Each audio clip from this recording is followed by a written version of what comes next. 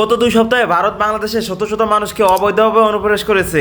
এখানে নিশ্চয়ই ভারত কোনো ষড়যন্ত্রের ছক কেটেছে। আমরা যখন দেশের ক্ষমতা নিয়ে কামড়াকামড়ি করতেছি, ভারত তখন নিজের দাবার চালটা চেলে দিয়েছে। গত কিছুদিন আগে দেখলাম ভারতে বাংলাদেশি 10,000 অবৈধ অধিবাসী আটকা পড়েছে। হয়তো তাদেরকে বাংলাদেশে এইভাবে অনুপ্রবেশ করানো হচ্ছে। এবার আপনাদের মনে প্রশ্ন আসতে পারে, এরা যদি সত্যি বাংলাদেশি হয়ে থাকে তাহলে কেন সরকারের সাথে যোগাযোগ করে তাদেরকে বাংলাদেশে পাঠানো হচ্ছে না? এদেরকে কেন অবৈধভাবে বাংলাদেশে পাঠানো হচ্ছে? আমার ক্যালকুলেশন হলো, ভারত যদি সরাসরি এসব লোকদেরকে সরকারের সাথে যোগাযোগ করে বাংলাদেশে প্রবেশ করাতো, তাহলে ফিডব্যাক হিসেবে ভারতের যেসব জনগণ বাংলাদেশে বসবাস করে তাদেরকে আবার পাঠানো হতো ভারতে, যা ভারত সরকার কখনো চায়নি। যার ফলশ্রুতিতে ভারত সরকার এমন করতেছে। অন্তর্বর্তীকালীন সরকার যে ভারতের কাছ থেকে জবাব চাইবে কেন তারা বাংলাদেশে অবৈধভাবে মানুষ অনুপ্রবেশ ঘটাচ্ছে, আমরা তো তাদেরকে এই সুযোগটাই দিচ্ছি না। আসলে আমরা তো তাদেরকে কোনো কাজ সঠিকভাবে করতেই দিচ্ছি না।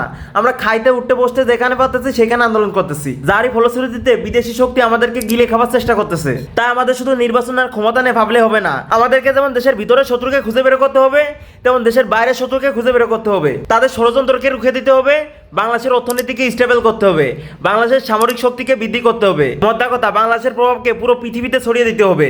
ধন্যবাদ।